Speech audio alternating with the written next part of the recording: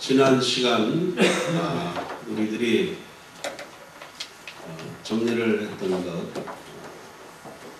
그리스도의 그 상속자로서 그리스도의 남은 고난을 우리 몸에 채운다라는 그 의미를 정리를 좀 해봤습니다. 그 기다림이라고 하는 주제를 가지고 정리를 해보았는데요. 오늘도 역시 같은 그 기다림 주제를 갖고 우리가 본문 말씀을 상고하려고 합니다. 근데 기다림이지만은 또 다른 의미, 그 의미는 무엇일까 하는 거죠. 우리의 그 기다림의 그 의미는 한마디로 얘기를 한다면 이 고생의 끝은 도대체 언제쯤일까? 이 고생의 끝은 언제쯤일까? 그래서 그리고 그 고생의 그 끝을 넘어서 오늘 우리들이 그 기다림 속에서 가져야 될 것들은 새로운 우주관 혹은 세계관을 갖는 것이다. 우리 개인의 그 문제를 넘어서서 또 다른 어떤 눈을 뜨는 새로운 시각을 갖는다라는 것으로 우리가 정리를 해봤죠. 그런데 눈에 보이는 것 가지고 우리가 일비하지 않아야 될 그 이유는 우리들이 가져야 될 그 세계관이라는 것이 별로 우리의 피부에 와 닿는 일이 아니기 때문에 거기에 특별한 그 동기를 가질 수 없다는 것 때문에 우리들이 기다리면서 낙심하고 때로는 절망을 할 수도 있다라고 하는 겁니다. 그래서 오늘 그 기다림을 우리가 다른 쪽에서 한번 조명을 해보면서 절망하고 낙심하지 않아야 될 그 이유들을 우리가 한번 찾아보려고 하는 것입니다. 그래서 오늘 기다림은 우리의 기다림이 아니라 하나님의 기다림을 우리가 생각을 해보려고 하는 거예요. 하나님의 기다림. 그 본문 오늘 그 26절은 그렇죠? 이렇게 시작합니다. 이와 같이 성령께서도 우리의 약함을 도와주십니다. 이 성경을 해석해 나갈 때 그 문장 구조를 이해할 때는 이 접속사를 잘 이해를 하시면은 훨씬 성경 해석에 도움이 됩니다. 여기 26절에 이와 같이라고 하는 이 접속사가 받는 내용이 무엇이냐라고 하는 거죠. 여기서 어떤 문장을 받아서 이와 같이라고 연결을 해야 될 것이냐라고 하는 것입니다. 그것을 제대로 찾지 못하면 그 이와 같이 속에 담겨져 있는 의미를 읽어내지 못하면 그렇죠? 그 다음 성령께서 우리의 약함을 도와주십니다라는 그 뒷부분의 내용을 이해하기가 참 어렵습니다. 우리가 한글을 꽤 잘 안다, 한국말을 꽤 잘 구사한다 라고 생각하실지 모르지만 생각보다 엄청나게 우리가 독해 능력, 다른 사람의 말을 듣고 소화시키는 그 능력도 모자라지만 이 글을 보고 이 글이 의미하는 바가 무엇인지 그 저자의 참된 그 의도를 찾아내는 일에 상당히 우리가 실력이 부족합니다. 너나 할 것 없이 그 글을 읽는 실력이 좀 부족하다라고 하는 거죠. 그래서 그 글을 읽는 실력이 부족한 것이 성경을 읽을 때도 동일한 현상으로 나타납니다. 근데 문제는 다른 글이야 읽다가 모르거나 해석이 안 돼도 그냥 던져버리면 그만이지만 성경이야말로 오늘 우리의 생각에 또 우리의 삶을 가름하는 그 기준이고, 그렇죠, 진리라고 하는 이 성경 자체를 우리가 우리의 언어의 독해 능력이 부족해가지고 이것을 바로 이해하지 못해서, 그래서 오늘 우리 신앙의 형태가 방향도 잡지 못하고 그 본질을 잡지 못해서, 그래서 이제 좀 경상도 사투리로 표현을 한다면 헛방을 치고 있었다면, 이거 참 속상한 일 아니겠습니까? 아니죠. 속상한 것을 넘어서서 우리 인생 전체가 다 헛된 노력을 할 수도 있다는 겁니다. 지금까지 우리의 모든 신앙생활을 해왔다라고 하는 그 열심 자체가 이 성경 구절 하나를 해석을 제대로 못하고 이해하지 못해서 우리의 방향이 전부 다 망가진 삶을 살았다면, 이거 참 모골이 송연할 만큼 심각한 얘기라요. 심각한 얘기. 허팅을 썼죠. 저는 어저께 우리 목사님들은 상을 다 받아왔습니다. 기가 막히게 상을 받았어요. 이 베이 지역에서 공을 제일 멀리 날리는 사람이 우리 교회에 다닌다는 것을 제가 어제 새롭게 발견했습니다. 장타상을 받았어요. 장타상. 네. 자, 허팅을 쓴다.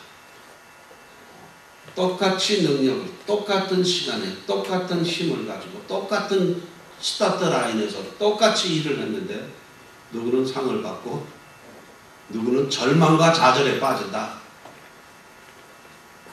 이런 현상은 대체, 그것이, 그 원인이 우리에게 있다면, 그것이 특별히 성경을 바로 우리가 보지 못해가지고, 사도 바울이 표현한 대로 이 권투 선수가 향방 없이 헛손질을 해가지고 결국 힘만 빠지는 그런 현상을 우리가 가져올 수도 있다고 하는 겁니다. 접속사 하나를 잘 받느냐 못 받느냐에 따라서도 그런 현상이 나옵니다. 이 고민을 한 거예요. 26절에 있는 그 이와 같이, 이것이 어떤 문장을 받고 있는지 아니면 내용을 받고 있는 것인지 고민을 하고 또 읽고 앞뒤 문장을 연결해보고 여전히 또 다른 성경과 또 그 레퍼런스를 맞춰보고 해서 그 이와 같이에 담겨져 있는 그 내용이 무엇인지를 찾아내는데 저 엄청난 시간이 걸렸습니다. 이와 같이. 바울 신학을 공부를 할 때, 그치? 그 직설과 그 명령이라고 하는 그 주제가 있습니다. 도대체 이 명령은 좀 이해를 하겠는데 이 직설이라는 말이 무엇인지를 잘 이해를 못하는 거예요. 이 직설과 명령이라는 이 단어를 접한 거는 제가 30년 전에 접했는데 이 직설이라는 것이 무엇인지를 갖다가 이해하는데 거의 30년이 걸렸어요. 도대체 이 직설은 무엇일까? 그 직설이란 단어를 제가 이해하면서 거기다가 가로 열고 닫고 거기다가 해설을 하나 붙여놨어요. 이런 이유가 우리의 행위를 결정한다. 명령이라는 것은 결정한다.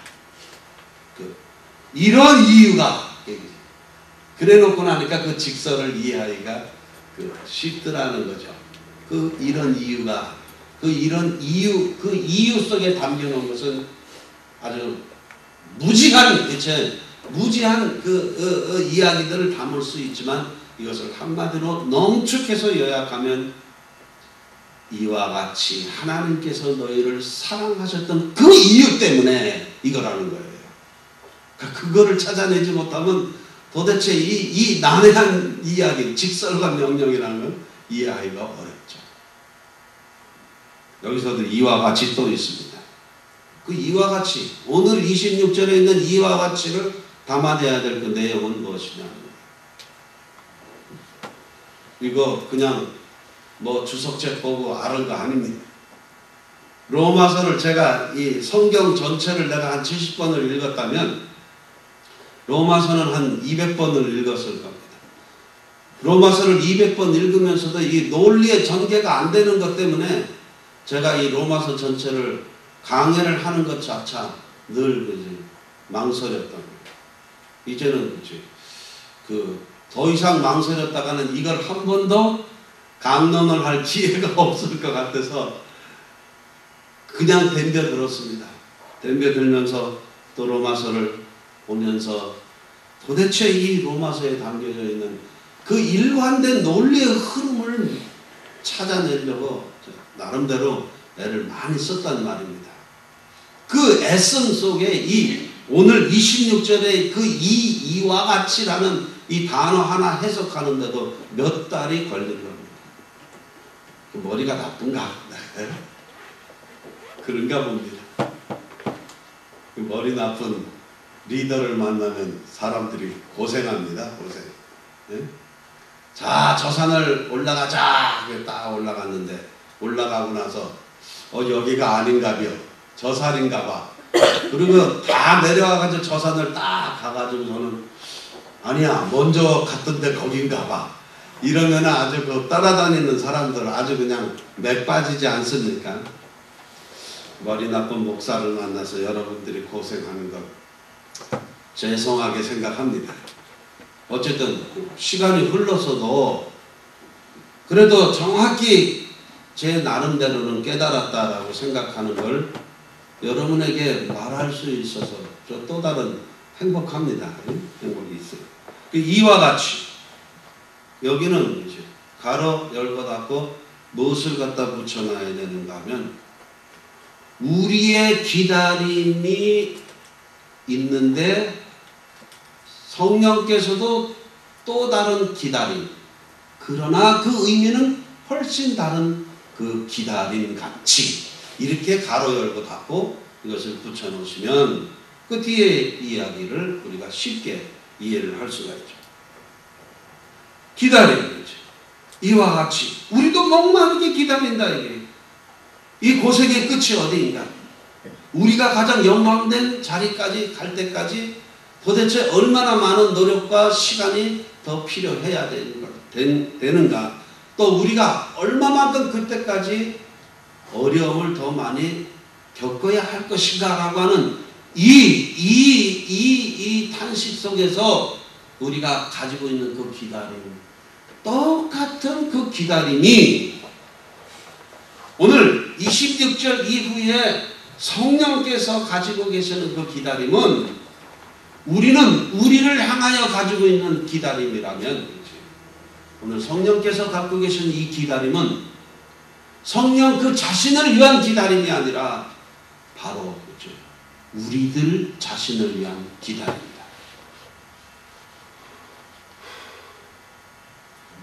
아니 이거 하나 깨닫고 설교를 이거 본문을 작성하면서 이제 눈물 확 쏟는 이거 하나 깨닫고 뭐 다른 은혜로운 말씀들이 수없이 많이 있습니다. 앵무새처럼 많이 외우고 말이죠. 근데 그런 단어가 아니라 이런 접속사 하나를 해결해내고서는 거기서 이제 뜨거운 그죠? 제대로 감동입니다. 감동.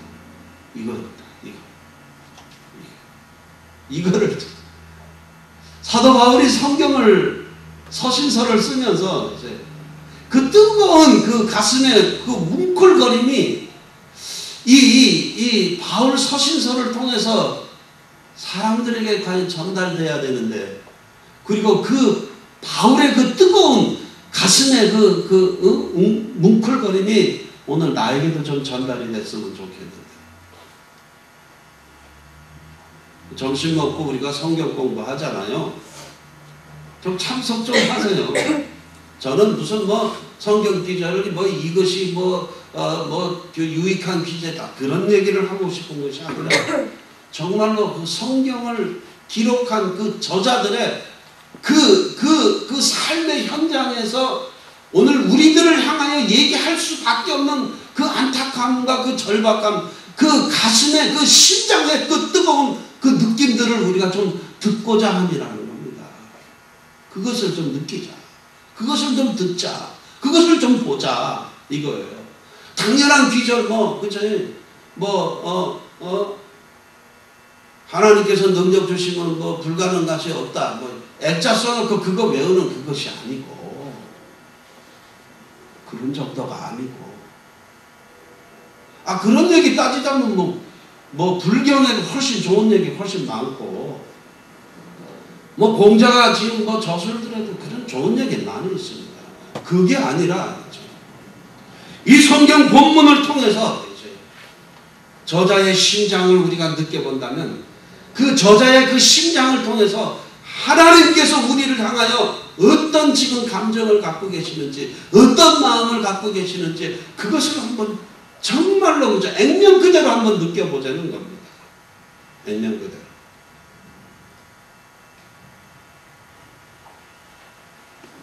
제가 해야 될 일은 아마 그럴 겁니다. 그것을 그렇지 정확히 전달해줘야 될 책임. 목사는 그것 전달하지 못하면 목사 직분을 직무유기한다라고 얘기해야 돼. 다른 거 아무리 잘해도 착하고 아름답고 선한 일을 잘하고 그건 목사 아니래도 할 수 있는 거예요. 목사라는 타이틀이 붙었다면은 성경을 바로 해석해서 전달하는 이 일에 목숨을 걸어야 되는 거예요. 이거 목숨 걸지 않고 딴 거 아무리 잘해도 소용없어요. 목사는 아닙니다.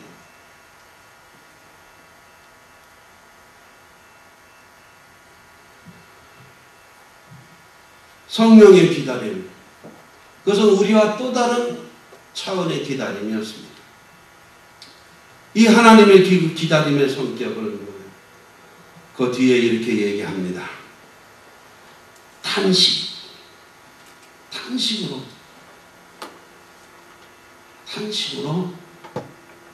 기다리시다. 그 탄식은 우리를 도와주시기 위한 탄식. 그 기다림은 어떻게 나타났습니까?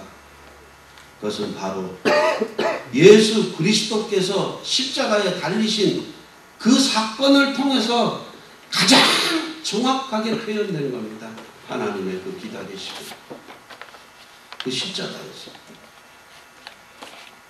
오늘 그 탄식은 성령님의 탄식, 그리고 우리를 향한 그 대신하시는 그 중보기도, 그리고 우리를 향하신 그 기다림을 에베소서 1장 20절에 보면 이제 그 예수께서 그리스도 되셔서 지금 하나님 보좌 우편에 앉으사 여전히 우리를 대신하여 기도하고 계십니다. 우리의 형편과 입장을 보혜사처럼 변호해 주시는 그 주님의 그 변호하심이 지금도 여전히 계속되고 있다. 그것을 우리는 기다림이라고 하는 단어 속에 표현을 해보는 거예요.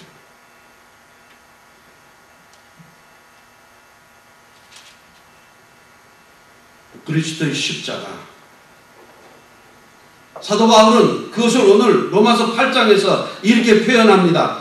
그렇기 때문에 하나님의 사랑을 받는 사람들, 하나님의 뜻대로 부르심을 받은 사람들에게는 모든 일이 서로 협력해서 선을 이룰 수밖에 없다라고 얘기를 합니다. 그것은 무엇 때문에? 하나님의 기다림이 있기 때문에 그렇습니다. 합력하여 선을 이룬다.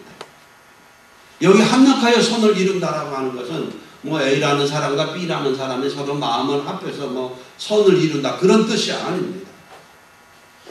오늘 한 인간이 살면서 겪는 모든 기쁨과 슬픔, 곤고함, 고생, 죽고 싶은 그 상황, 그런 절망까지도 하나님께서는 합력하여 선을 이루게 하사 하나님의 자녀답게 만들어 가신다라고 하는 그 하나님의 집념을 우리는 하나님의 기다림이라고 하는 단어 속에서 읽어내야 되는 내용들입니다.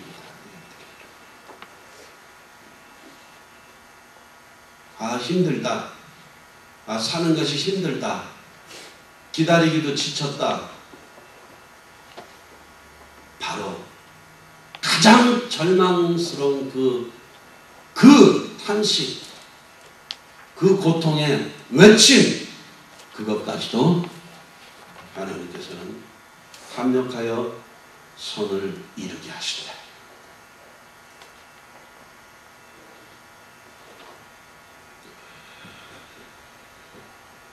하나님의 사랑을 우리는 여러 단어로 표현을 합니다. 아가페적인 사랑. 하나님의 사랑이 그 아가페적인 사랑, 이것은 행정적이고 법률적인 용어입니다. 하나님께서 우리를 사랑하시되 그 값을 치르셨다. 이것이 아가페의 의미라면, 하나님의 사랑을 표현하는 또 다른 단어가 있는데 파토스라고 하는 단어입니다. 이 파토스라고 하는 단어는 뭐예요? 거기에는 기다림이라고 하는 뜻이 담겨져 있습니다. 그런데 그 기다림이 실현 가능성이 있는 기다림으로서 어떤 분명한 그것이 보이는 기다림이 아니라 기다리고 기다리고 또 기다려도 도대체 결과가 보이지 않는 그 기다림. 짝사랑하는 기다림이라고 할까요? 내가 어떤 여자를 정말로 사랑하는데 떠나버렸다.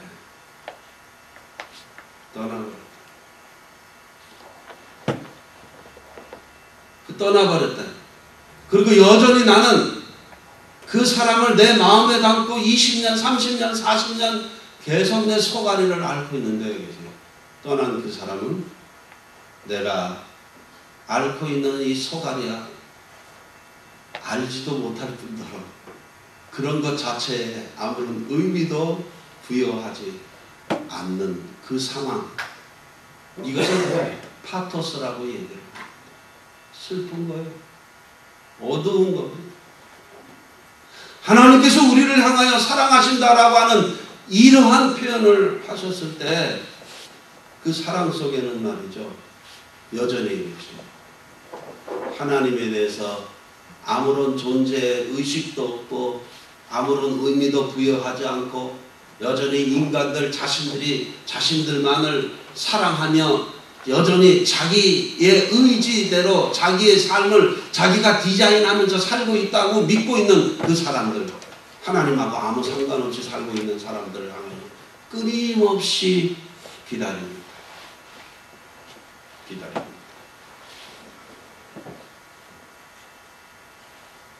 언제 끝날지 모릅니다. 나한테 시선이라도 한 번이라도 이렇게 주기만 해도 그 기다림의 그 의미를 이룰 텐데 말이지, 전혀 눈길도 주지 않아. 그 대상들을 향하여 여전히 하나님은 자기의 사랑을 변치 않고 계속하고 계신다. 이 미련한 거죠. 이게 미련한 거.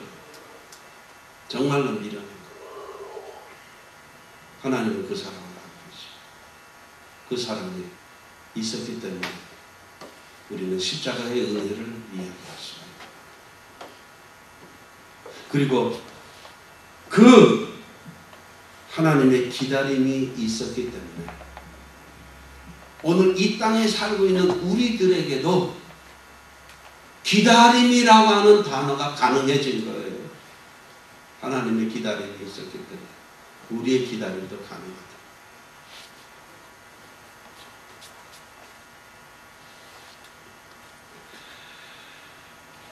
애끓는 사랑을 하나님이 우리를 향하여 하고 계시면서 기다리고 계십니다. 그 애끓는, 이것을 표현할 방법이 참 없더라고요. 저는 조금 알아요. 이 애가 끓는다라고 하는 것은 자식들을 키우면서 자식들은 내가 자기들한테 한 번도 이렇게 따뜻하고 자상한 그 사랑의 표현을 하지 않는다라고 굳세게 믿고 있지만은 그러나 부모는 그렇지 않아요. 자식이 보는 것과 또 다른 가슴 앓이를 부모들은 합니다. 이거 제가 하고 있지만 과연 하나님의 파토스를 이 정도로 설명을 할 수 있을까? 여전히 그 주관적으로 설명밖에 되지 않으니까 이걸 좀 객관적으로 좀 표현을 해보면 어떨까? 사례를 찾아보는데 누가 그런 얘기를 합니다. 지중해 연안에서 제일 비싼 요리가 뭐냐 하면은 제비즙을 끓여서 만든 스프가 제일 비싸다. 바다제비의 집. 하우스 오브 바다제비. 응?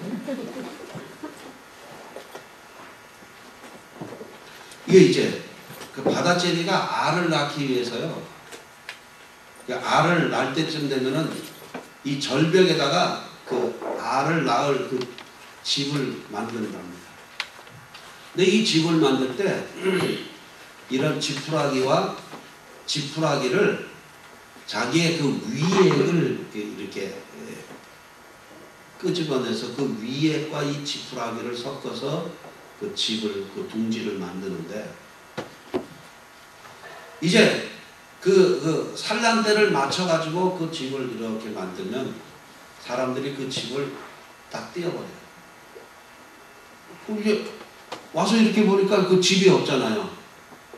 또 그 알은 빨리 낳아야 되는데 급하게 이제 또 집을 짓는답니다. 그러면 그걸 사람들이 와서 또 띄어버려요. 그래가지고 너무 급하잖아요. 알은 낳아야 되는데 집은 없고. 그러니까 그 바다제비 그 어미가 집을 급하게 짓는데 지푸라기 이런 거 나뭇가지 같은 걸 갖다가 이 속에서 그 위액을 쏟아내는데 그 세 번째 집을 짓 때 이 위액을 쏟아놓고 집을 딱 짓고서는 이 어미는 죽어버린답니다.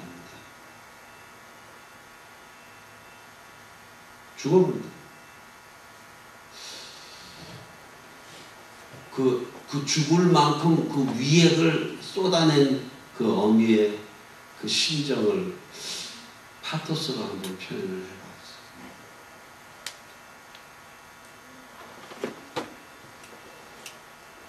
예수 그리스도의 십자가는 아마 자기를 죽이고서라도 세상을 살려야 되겠다라고 하는 그 하나님의 사랑의 가장 정확한 표현.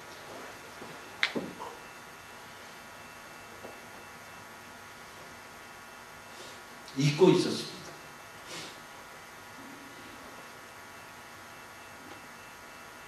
처음 우리들의 그 신앙의 초기에서 그 성령님을 뜨겁게 경험하고 그 성령님과 함께 했었던 그 격렬한 그 신앙의 투쟁의 그 시간들, 그 경험들을 시간이 지나면서 잊고 있었어요. 30대 그 뜨거운 성령님과의 그 경험, 40대 그 성령님과의 그 뜨거운 경험. 그래서 내 목숨을 내놓고도 당신이 가라고 하시는 곳에는 그냥 순종해서 가겠습니다라고 하는 그 뜨거운 고백들이 분명히 내 안에 있었는데 나이 먹으면서 목사 노릇을 한다는 이유 때문에 그 소중한 경험들을 잊고 있었습니다. 목사직을 유지해야 된다는 것 때문에 이 기가 막힌 아이러니입니다.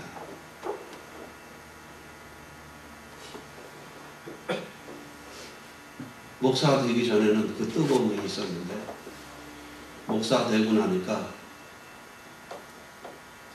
그때부터 사실은 이것이 더 있어야 되는데 잊어버리고 있었어요. 여러분과 목사직을 유지하더라.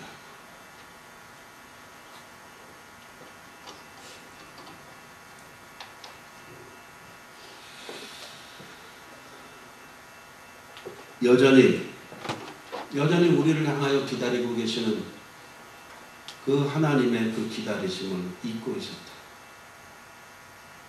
잊고 있었다. 그래서 내가 내 힘으로 내 삶을 살고 있다라고 어느 사이인가 착각을 하고 우리는 그것을 교만함이라고 얘기합니다.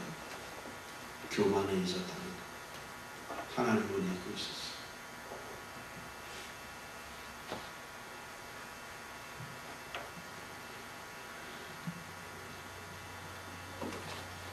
이 오늘 본문 특별한 내용이 있는 것이 아닙니다. 오늘 이 본문을 전달하는 저는 상당한 은혜 속에 전달하는데 그것이 제대로 전달이 됐는지는 모르겠습니다.